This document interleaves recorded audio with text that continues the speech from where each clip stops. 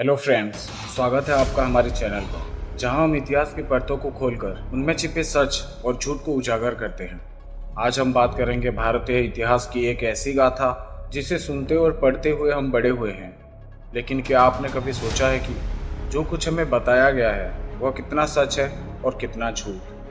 क्या इतिहास के पन्नों में लिखी हर बात सही होती है या उनमें भी कुछ बातें घुमा फिरा कर बताई गई हैं?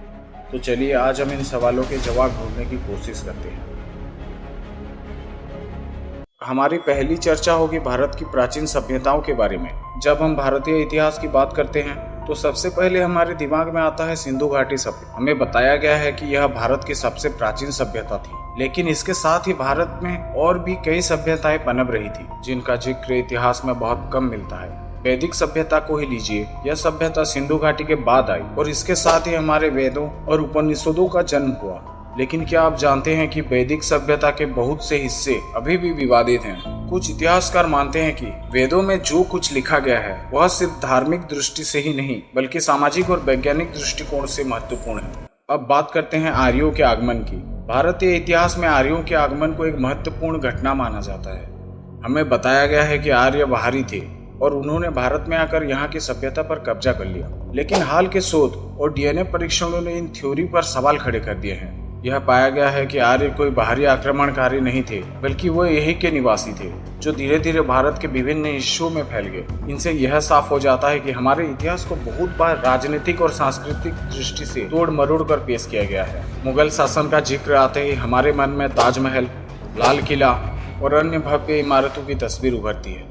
हमें पढ़ाया गया है कि मुगलों ने भारत को सांस्कृतिक दृष्टि से समृद्ध बनाया, लेकिन साथ ही उन्हें विदेशी आक्रांता के रूप में भी देखा गया है। सच यह है कि मुगल शासकों ने भारत में कई अद्भुत संरचनाएं और कलात्मक धरोहर छोड़ी, लेकिन उनके शासनकाल में बहुत अत्याचार भी हुए जिनका जिक्र शायद इतिहास में बहुत कम किया जाता है। औरंगजेब के शासनकाल को ही लीजिए, उन्हें कट्टर शासक के रूप में देखा जाता है, लेकिन वही औरंगजेब कई मंदिरों को भी संरक्षण दिया करते थे। ये बात हमें इतिहास की पुस्तकों में नहीं मिलती।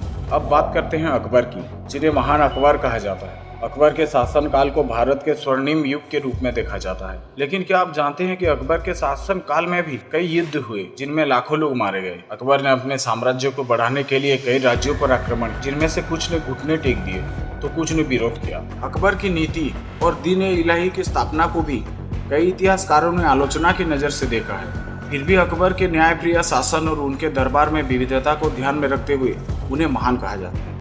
अब बात करते हैं ब्रिटिश शासन की, जिसे सोनार बांग्ला कहकर हमें बेचा गया। ब्रिटिश शासन के दौरान भारत ने आधुनिकता की ओर कदम बढ़ाया, लेकिन इस आधुनिकता की कीमत हमें बहुत भारी पड़ी। ब्रिटिशों ने भारत को आर्थिक दृष्टि से कमजोर किया और हमारी संपत्ति का बड़े पैमाने पर शोषण किया। उद्योगों का निवास, किसानों की तबाही और भारतीय हस्तशिल्प की बर्बादी, ये सब ब्रिटिश शासन की नीतियों का ही परिणाम थे।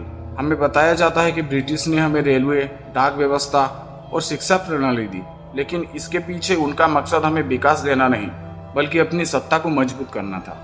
हमारे स्वतंत्रता संग्राम को लेकर भी कई भ्रमित फैलाई गई हैं।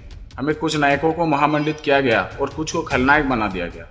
महात्मा गांधी और सुभाष चंद्र बोस के बीच मतभेद को इस तरह से दिखाया गया जैसे दोनों एक दूसरे के विरोधी थे, जबकि सच्चाई यह है कि दोनों का उद्देश्य एक ही था, देश को आजाद करना। भगत सिंह, चंद्रशेखर आजाद और अन्य क्रांतिकारियों के बलिदानों को भी हमें सही संदर्भ में समझने की जरूरत है। हमें यह याद रखना चाहिए कि सभी स्वतंत्रता सेनानियों का योगदान महत्वपूर्ण था और उनके बिना हम आजादी का सपना पूरा नहीं कर सकते। तो दोस्तों, भारत इतिहास एक जटिल और पेचीदा कहानी है जिसमें सच और झूठ का अंतर देखा जाता है।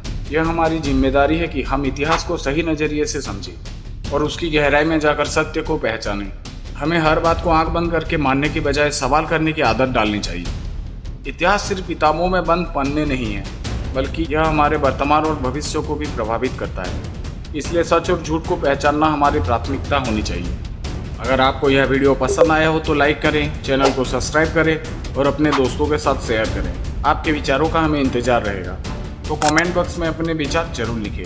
धन्यवाद। जय हिंद, जय भारत।